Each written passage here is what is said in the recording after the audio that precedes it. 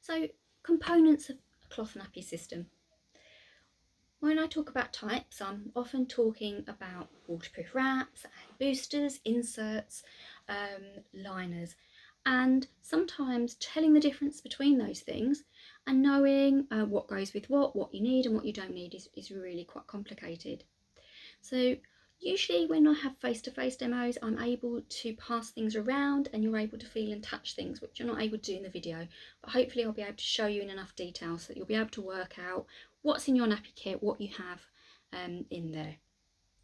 So if we start with the waterproof part of the nappy system, this is in most nappy systems, this is the bit that's on the outside. Most nappy wraps, covers, outer shells or waterproof bits are made from a material called polyurethane laminate, which is a plasticized piece of polyester. So on the outside usually they're coloured or patterned, and when we come on into the inside, and you may not always be able to see the inside of the wrap if the nappy is an all-in-one, because sometimes it's covered, but in this instance we can. What you would be looking for is that the waterproof layer or lining here is in good condition, that there are no holes, tears, rips, and there's no bubbling or what we call delamination when this starts to lift away. This needs to be in best condition, really. Any damage, any holes, tears, rips means that basically you're not going to be able to use this or any nappy where that's occurred, unless it's for a swim nappy. You wouldn't be able to use it and it wouldn't make a reliable cloth nappy because it's going to leak and it can't be repaired. Within the nappy, within here we have elastic, as I said before, elastic at the back and elastic around the leg, and that's in all cloth nappy types, but it's easy to show it on here. Again, this needs to be in good condition, because if it isn't, if it's slack or just loose, you're not going to get a good fit around your baby's leg, and you're not going to get a good fit at the back of the nappy, which is going to stop poo from shooting up the back. Elastics can sometimes be changed, so that's not an absolute no-no, but it depends if you've got the time to do that. When we come into the middle of the nappy, the absorbent part of the nappy system, this is where it's a bit confusing, because there are different types of absorbency, and they can be really divided into two types: man-made fibres and natural fibres. So man-made fibres would be something like microfibre. Microfibre is very similar, obviously it's the same as what you have sometimes in kitchen cloths. It can feel quite spongy, and it can feel quite rough on dry skin, and it usually starts off white and then over time with repeated washing goes quite grey.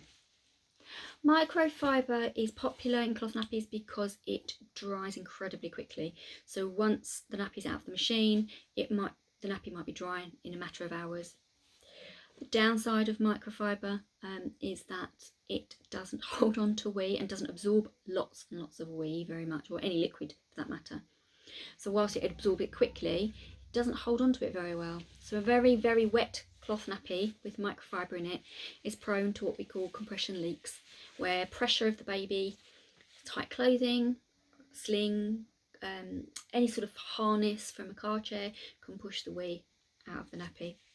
And also microfibre is when it's washed, the little fibres come off in the washing machine and they go off into the water, and as a microplastic, that's obviously environmentally quite harmful.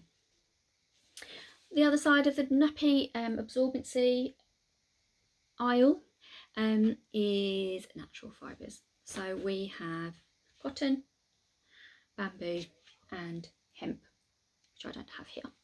Cotton it's used a lot in flat nappies, terries, pre-folds, really robust, can be washed, can be tumble dried if you want to tumble dry things.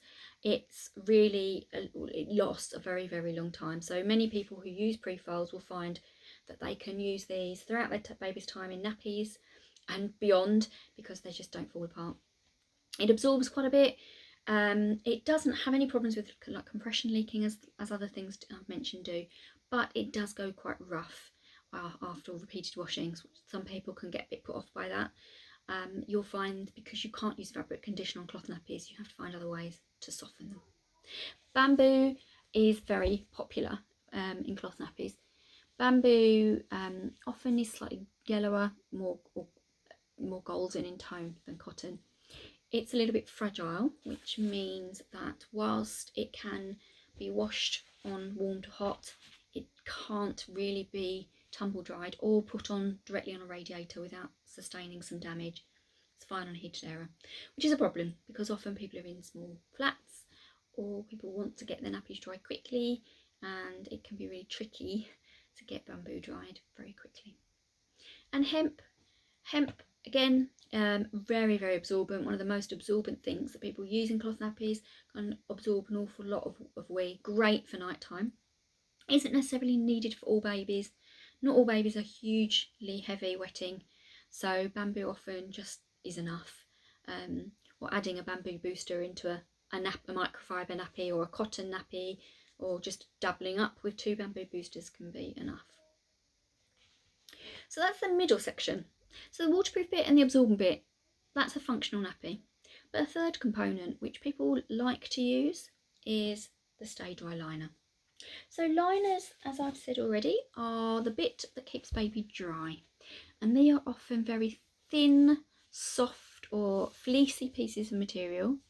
They may already be in the nappy, or you might need to add them, that sit above the absorbent fabric and just provide a bit of a barrier for baby's skin, between the absorbents in baby's skin. They don't absorb, so sometimes when the two things can look very similar, this is the liner, this is the booster or insert or absorbent material, it can be really tricky to tell what's what. The liners often are soft, boosters inserts tend to be a little bit rough.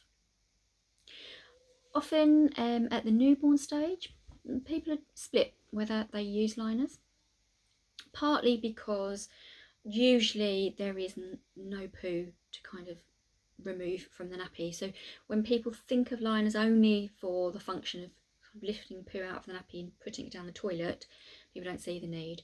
I recommend them just because often parents are very concerned about wet fabric being directly against the baby's skin, and for some babies they may be very sensitive to that, and it may be something they find uncomfortable. Liners can also come in disposable form, so you might see rolls of those at the supermarket. They are slightly different in that obviously they are designed to be disposed of by throwing away, not down the toilet. They are designed much more for poo removal, so they don't do a great job at keeping babies dry. But they're there to sort of help lift the poo out, put the poo down the toilet, so they can be used once your baby's on solids, or if your baby's in childcare and they want some way of removing the poo from the nappy. You don't want them just to leave the poo in the nappy for you to collect later on. So those 3 components, the waterproof bit, the absorbent bit, and optionally the stay dry liner, fleece liner, are what make a comfortable functional nappy. If you leave out the liner, that's not going to cause any problems in terms of the nappy won't leak. If you leave out the absorbency, you'll know it. And obviously if you leave off the waterproofing, or the waterproofing doesn't work because there's a problem, you'll realise very soon that that's the case.